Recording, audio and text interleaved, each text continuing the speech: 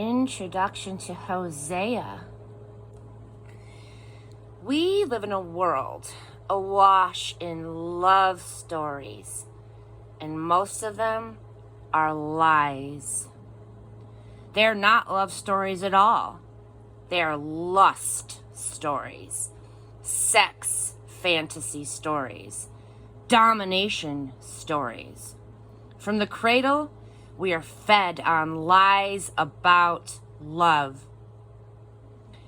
This would be bad enough if it only messed up human relationships, man and woman, parent and child, friend and friend.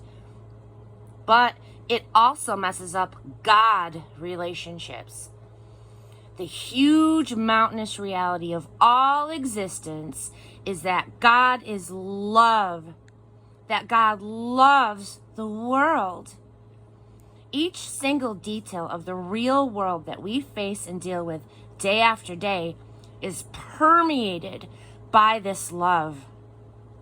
But when our minds and imaginations are crippled with lies about love, we have a hard time understanding this fundamental ingredient of daily living, love, either as a noun or a verb.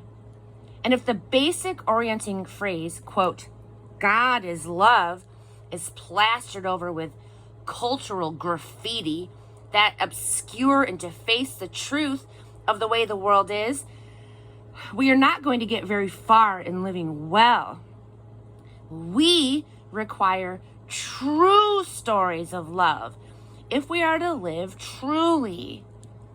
Hosea is the prophet of love, but not love as we imagine or fantasize it.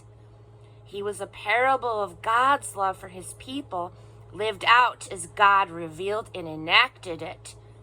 A lived parable. It is an astonishing story.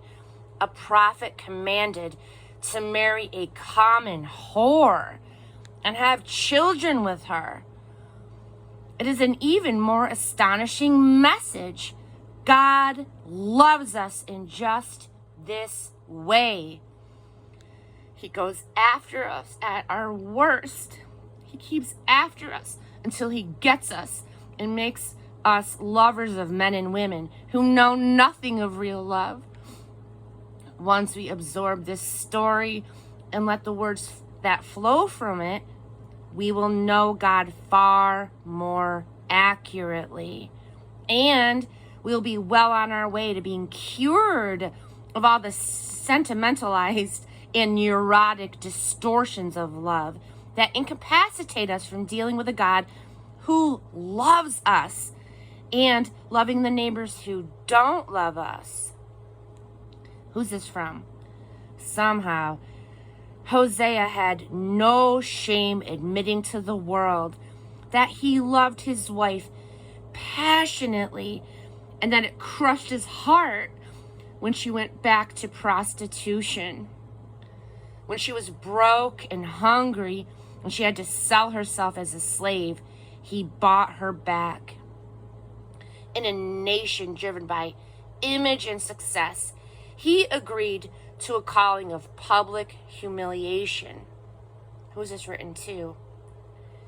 When Hosea started his ministry, Israel was at the end of a long bull market, fat and happy.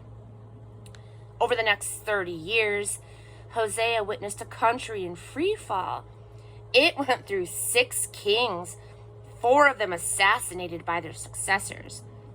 Personal immorality took down the economy and the government until the nation was ripe for destruction when the Assyrian army rolled in.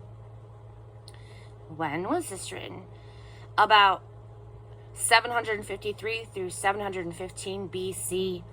The Greeks had been telling tales of the Trojan Wars for centuries, but they wrote nothing down until they learned the alphabet from seafaring Phoenicians, neighbors of Israel. One or more Greek bards, traditionally Homer, wrote down the poems that we know as Iliad and the Odyssey. The Iliad says that the Trojan War started when a woman left her Greek husband for a Trojan man. The Greek husband wasn't quite as tolerant of humiliation as Hosea was. As Israel imploded, her southern cousin Judah watched gleefully. Judah's king Jotham renovated Jerusalem's defenses and kept up a stable government and a booming economy. However, his tolerance of debauchery, magic, and unjust practices, or unjust business practices, left his kingdom vulnerable to God's discipline. His son Ahaz was even worse. He even allied with Assyria to bring down Israel.